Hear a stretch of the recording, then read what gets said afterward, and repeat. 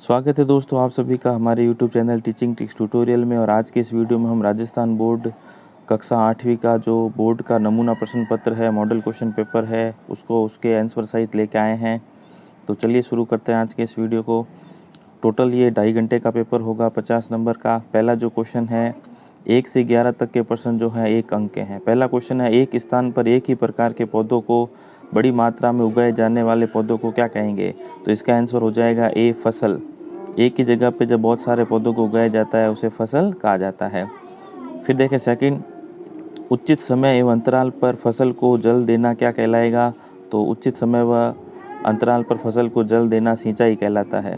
Question number 3 देखें, निम्नलिखित में से किसको पीट कर पतली चादर के रूप में बदला जा सकता है? तो ये इसका आंसर हो जाएगा ए, जिंक को। और इस क्रिया को जो है पतली चादर के रूप में बदला जा सकता है धातुओं को। अब देखें, रेड डाटा बुक में किसका रिकॉर्ड रखा जाता है? तो संकटापन स्पीशीज, बी ऑप्शन राइट होगा। क्वेश्चन 5 देखें, एक टेडपोल जिस प्रक्रम द्वारा वयस्क में विकसित होता है यह कहलाता है कायांतरण, यानी बी ऑप्शन राइट हो जाएगा। क्वेश्चन 6 देखें, मानव कर्ण के लिए सर्वोत्तम की परास, ए ऑप्शन होगा 20 से 20,000 हर्ट्ज। क्वेश्चन 7, निम्न में से विद्युत का सुचालक पदार्थ, बी हो जाएगा कॉपर। अब देखें क्वेश्चन नंबर 8। क्वेश्चन 8 में है, निम्नलिखित में से किसे घर्षण द्वारा आसानी से आवेशित नहीं किया जा सकता है?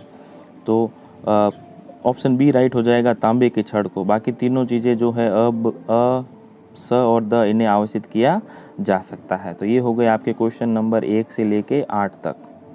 अब देखते हैं क्वेश्चन नंबर 9। चाक्षुष विकृति युक्त व्यक्ति किस विधि से अक्षरों को पहचान कर सकते हैं? तो इसमें हो जाएगा डी ऑप्शन राइट, ब्रेन लिपि। क्वेश्चन 10, आँख बुझाने में उपयोग में ली जाने वाली गैस, तो इसमें ए होगा कार्बन डाइऑक्साइड। क्वेश्चन 11 देखें, पेट्रोलियम को कौन से उत्पाद सड़क निर्माण में उपयोग में लिया जाता है? तो इसमें हो जाएगा डी ऑप्शन राइट, कोल तार। अब देखें क्वेश्चन 12 से 21 में प्रत्येक प्रश्न जो 2-2 अंकों के हैं, और 12 से 21 में से किन्हीं 7 प्रश्नों को जो है आपको हल करना है। क्वेश्चन नंबर 12 देखें, रबी व खरीफ की फसलों के 2-2 उदाहरण दीजिए। तो रबी की फसल के उदाहरण हो जाएंगे, गेहूं हो जाएगा, चना हो जाएगा, मटर होता है, आप कोई भी लिख सकते हैं, जौ होता है, सरसों होता है। तो कोई भी 2 जो है रबी की फसल में आपको लिखना है। इसी तरह से खरीफ की फसल का उदाहरण हो जाएगा, बाजरा होता है, मक्का होता है, चावल होता है। तो ये खरीफ की फसल के उदाहरण है, कोई भी 2 आप लोगों को लिख देने हैं। क्वेश्चन 13 देखें, थर्मोप्लास्टिक व थर्मोसेटिंग प्लास्टिक किसे कहते हैं? तो देखें, थर्मोप्लास्टिक तो वो होता है कि जिसे गर्म करने पर वो आसानी से बदल जाता है, यानी उसका रूप में परिवर्तन हो जाता है, या फिर यूँ कहें कि वो विकृत हो जाता है, जैसे पॉलीथीन।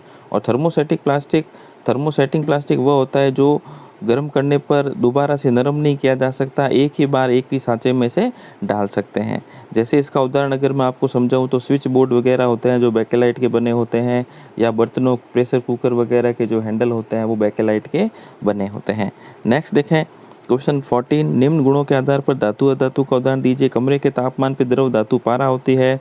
मिठाई पर पतली परत के रूप में लगाई जाने वाली धातु सिल्वर होती है, जिसे अपन चांदी की परत जो है मिठाई के ऊपर चढ़ी हुई होती है, जिसे अपन कहते हैं। क्वेश्चन 3 देखें 14 का, सजीवों में श्वसन में काम आने वाली गैसीय अधातु, तो सभी जानते हैं ऑक्सीजन होगी। पटाखों में प्रयुक्त होने वाली अधातु सल्फर होती है। क्वेश्चन 15 देखें, अलैंगिक जनन किसे कहते हैं? तो अलैंगिक जनन की वह किस्म होती है जिसमें एक ही जीव भाग लेता है, अलैंगिक जनन कहलाता है। और इसकी 2 विधियाँ हो जाएगी आपके, मुकुलन होता है, द्विविखंडन होता है, विखंडन होता है। ठीक है, बहुत सारी विधियाँ जो है अलैंगिक जनन की होती है। तो किन्हीं 2 के आप लोगों को नाम लिखने हैं। क्वेश्चन 16 देखें, घर्षण बल को प्रभावित करने वाले 2 कारक बताइए। तो घर्षण जो है पृष्ठों के खुरदरेपन और पृष्ठों की प्रकृति पर निर्भर करता है। कोई भी पृष्ठ जितना अधिक खुरदरा होगा, घर्षण बल का मान उतना ही अधिक होगा, और चिकने पृष्ठों पे घर्षण बल का मान उतना ही कम होता है। तो घर्षण बल जो है इन 2 कारकों पर निर्भर करता है। और घर्षण को कम करने के लिए हम लुब्रिकेंट या स्नेहक का उपयोग करके हम घर्षण को कम कर सकते हैं। इनका उपयोग अधिकतर भारी मशीनों में या मशीनरी में स्नेहक का, लुब्रिकेंट का उपयोग किया जाता है। इसके बाद देखें क्वेश्चन नंबर 17, पौध ग्रह प्रभाव से आप क्या समझते हैं? तो पौध ग्रह प्रभाव जो होता है इसे ग्रीन हाउस इफेक्ट भी कहते हैं। ठीक है, तो हरित गृह प्रभाव के नाम से भी इसे जाना जाता है। इसके अंदर क्या होता है, जैसे सूरज की विकिरण जो है वो धरती तक आ तो जाते हैं, लेकिन कार्बन डाइऑक्साइड की अधिक मात्रा के कारण वो वापस नहीं जा पाते, जिससे जो है यहाँ का तापमान जो है सतह का बढ़ जाता है। ठीक यही जो है पौध गृह प्रभाव कहलाता है, या हरित गृह प्रभाव इसे कहते हैं। ठीक है, तो इसको देखें, इसको प्रभावित करने वाले वो जो बढ़ा रही है गैस, उसका नाम है कार्बन डाइऑक्साइड। तो काफ़ी इंपॉर्टेंट ये क्वेश्चन है। इसके बाद देखें, इसे अगर समझें तो पौधगृह प्रभाव के अंदर वायुमंडल में उपस्थित कार्बन डाइऑक्साइड द्वारा उसमें प्रभाव वाली अवरक्त किरणों को अंदर तो समाहित किया जा सकता है, जिससे वायुमंडल जो है गर्म हो जाता है, और इसे ही जो है पौधगृह प्रभाव कहते हैं। तो गैस जो हो जाएगी वो हो जाएगी कार्बन डाइऑक्साइड। इसी से जो है वैश्विक उष्णन या ग्लोबल वार्मिंग जो है, इसका मान जो है लगातार बढ़ रहा है, यानी हमारी धरती का तापमान जो है वो लगातार बढ़ रहा है, और इसी को ग्लोबल वार्मिंग या वैश्विक उष्णन जो है, इस प्रक्रिया को हम कहेंगे। इसके बाद देखें क्वेश्चन नंबर 18, जिसके अंदर कहा गया है कि निम्न गैसों के पूरे नाम लिखिए। तो निम्न गैसों के पूरे नाम में आपको दो गैसें दी है, एलपीजी और सीएनजी।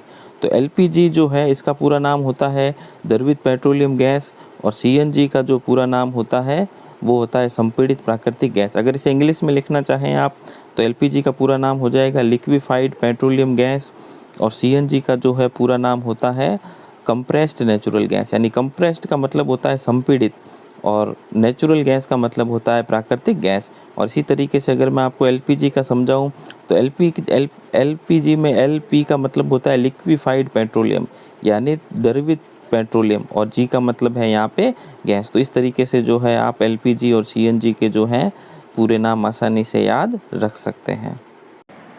अब देखते हैं क्वेश्चन नंबर 19, कार्बनीकरण किसे कहते हैं, कौन से ईंधन को जीवाश्म ईंधन कहते हैं, नाम लिखिए।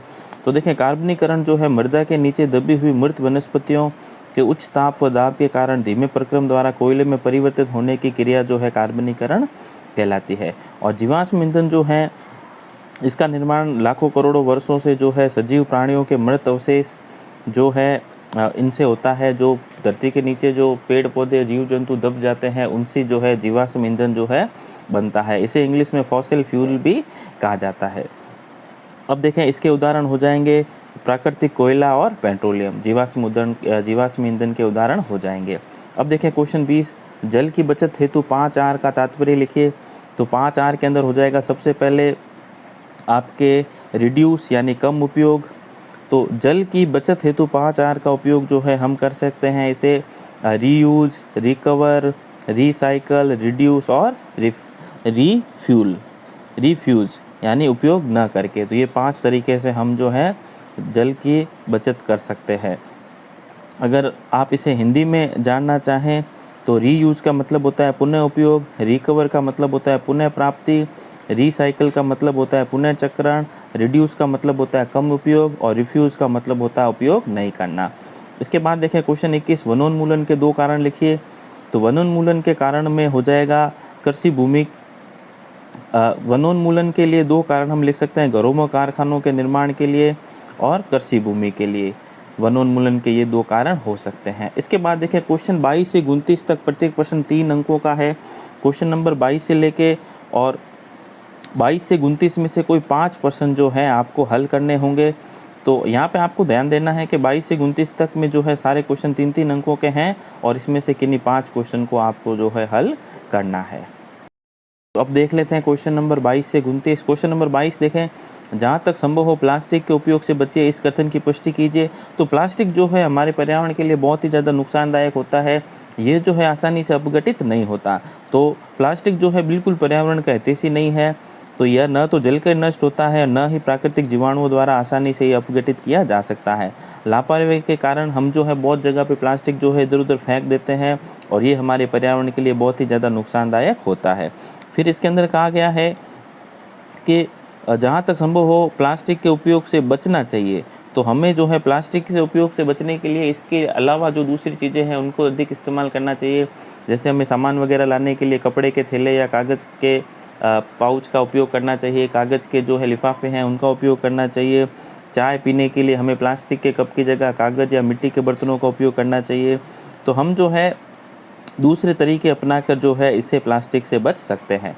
नेक्स्ट क्वेश्चन 23, रीता की बहन के शरीर में आयरन की कमी है, रीता को अपनी बहन के लिए क्या उपाय करने चाहिए? तो आयरन की कमी जो है इसे एनीमिया या खून की कमी भी कहते हैं। तो रीता की बहन के शरीर में आयरन की कमी है, मतलब उसमें उसके शरीर में जो है खून की कमी, एनीमिया, रक्त अल्पता हो गई है। इसके लिए रीता को जो है बहन को भोजन में उसे फल देने चाहिए, हरी सब्जियां खिलानी चाहिए, गुड़ का सेवन कराना चाहिए और डॉक्टर की सलाह पे जो है आयरन की गोली भी उसे दी जा सकती है। इसके बाद देखें क्वेश्चन 24, हमें कागज़ की बचत क्यों करनी चाहिए? ऐसे 2 उपाय बताइए जिससे हम कागज़ की बचत कर सकते हैं। क्योंकि कागज़ की बचत हमारे लिए बहुत ही ज़्यादा आवश्यक है, क्योंकि कागज़ जो है बनता है वो पेड़ों से बनता है और पेड़ों की अधिक कटाई न हो, इसलिए हमें कागज़ का उपयोग कम से कम करना चाहिए। हम कागज़ को बार-बार उपयोग करके कागज़ की बचत कर सकते हैं और हम बहुत सारे पेड़ों को इससे बचा सकते हैं। यानी सभी लोग अगर थोड़े बहुत कागज़ भी बचाते हैं तो इससे दुनिया भर में लाखों करोड़ों पेड़ों को कटने से बचाया जा सकता है। क्वेश्चन 25 देखें, ध्वनि प्रदूषण मानव के स्वास्थ्य के लिए किस प्रकार हानिकारक है? इसे कम करने के लिए हमें क्या सहयोग करना चाहिए? तो ध्वनि प्रदूषण जो है मानव स्वास्थ्य को बहुत ज़्यादा हानिकारक प्रभाव डालते हैं। इससे जो है सबसे ज़्यादा जो रोग होगा वो होगा अनिद्रा, यानी नींद नहीं आती, तनाव होगा, इसमें चिड़चिड़ापन होगा, चिंता होगी और सुनने की क्षमता में भी क्या होगी? कमी आएगी। कम करने के उपाय, ध्वनि प्रदूषण को कम करने के लिए ज़्यादा से ज़्यादा हमें पेड़ लगाने चाहिए, ध्वनि स्रोतों को नियंत्रित करना चाहिए, वायुयानों के इंजनों, यातायात के वाहनों, औद्योगिक मशीनों, घरेलू उपकरणों में जो है साइलेंसर आदि लगाने चाहिए। और ध्वनि जहाँ पे जो उपकरण ज़्यादा ध्वनि का उपयोग करते हैं या जिन उपकरणों से ज़्यादा ध्वनि निकलती है, या यूँ कह लें कि जिन क्रियाकलापों से ज़्यादा ध्वनि निकलती है, उनको आवासीय क्षेत्रों से दूर स्थापित किया जाना चाहिए। नेक्स्ट देखें क्वेश्चन 26, एक बिल्डिंग में आग लगी हुई है, आग बुझाने पर आपातकालीन परिस्थितियों में आप क्या उपाय कर सकते हैं? तो देखें, आग बुझाने के लिए सबसे पहले तो हम घर में जो है पानी का उपयोग करते हैं, लेकिन पानी जो है अगर बिजली की सप्लाई है वहाँ, तो पानी से जो है करंट लगने के पूरे चांस हो सकते हैं। तो सबसे पहले तो हमें जो है बिजली के मेन स्विच आदि को बंद कर देना चाहिए। और यदि पेट्रोलियम से या किसी और चीज़ से आग लगी है तो उसके लिए हमें जो है कार्बन डाइऑक्साइड गैस का उपयोग करना चाहिए, क्योंकि पानी से जो है पेट्रोलियम आदि से लगी हुई आग को बुझाया नहीं जा सकता।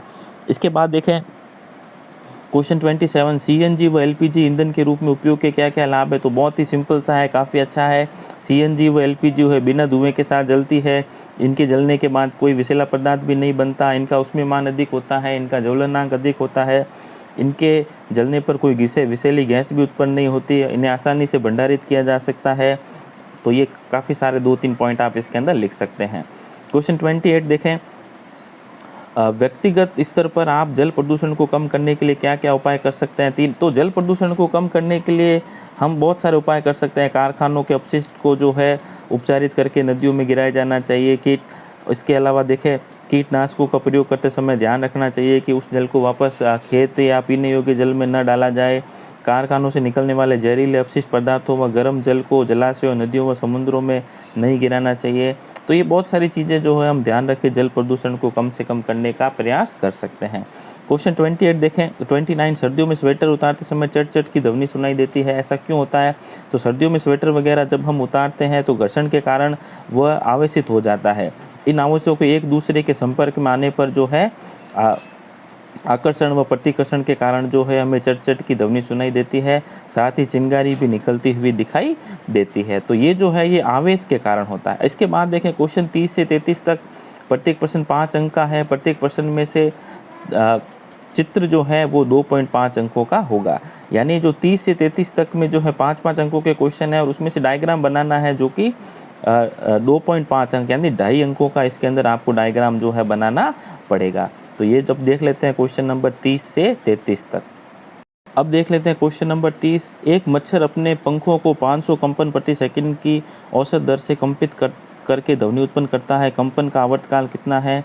और इसमें दिया गया है मानव कर्ण की संरचना का नामांकित चित्र बनाइए। तो एक तो दे रखा है इसमें मानव कर्ण की संरचना का नामांकित चित्र बनाना है और दूसरे में जो है आवर्तकाल निकालना है।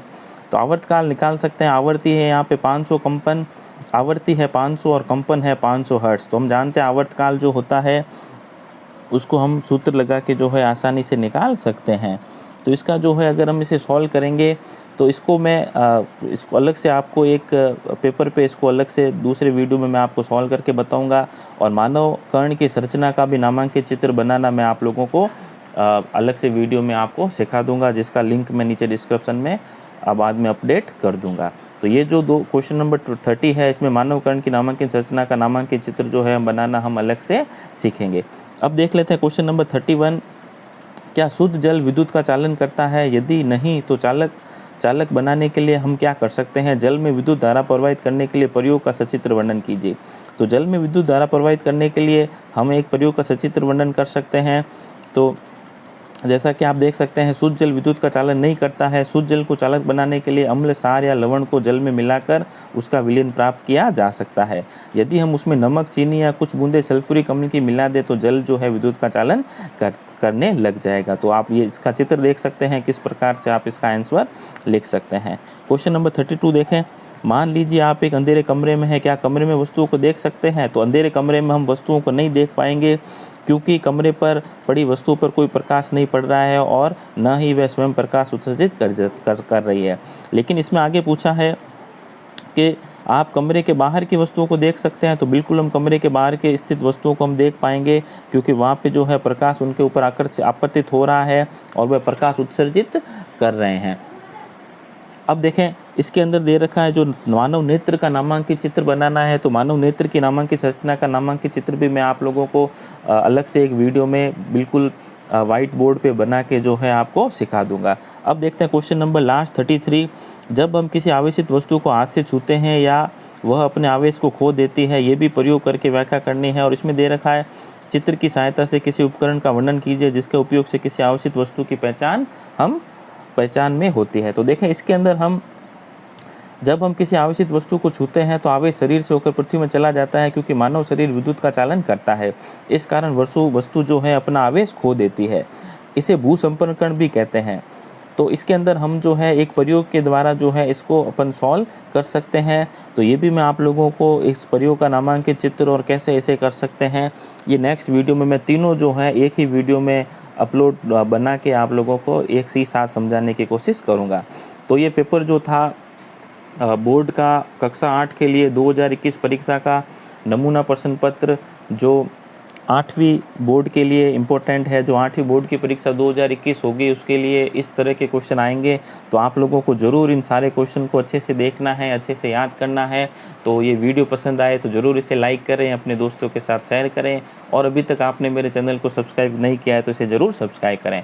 और 8वीं बोर्ड के 2020 के सारे प्रश्नों के कुछ पेपर्स के सॉल्यूशन भी मैंने डाल रखे हैं, तो वो आप मेरी प्लेलिस्ट में जाके देख सकते हैं। और नए सिलेबस का भी सारे वीडियो मैंने इसके अंदर अपलोड कर रखे हैं, तो उनके लिंक भी मैं नीचे डिस्क्रिप्शन में जो है आप लोगों के लिए दे दूंगा। तो वीडियो पसंद आए तो बिल्कुल आप इसे लाइक करें। पूरा वीडियो देखने के लिए धन्यवाद। और इसके अलावा जो है गणित, सामाजिक, हिंदी, इंग्लिश के भी सारे वीडियो जो है, जो बोर्ड के जो है नमूना प्रश्न पत्र या मॉडल पेपर जो है, वो मैं आप लोगों के लिए लाने की कोशिश करूँगा।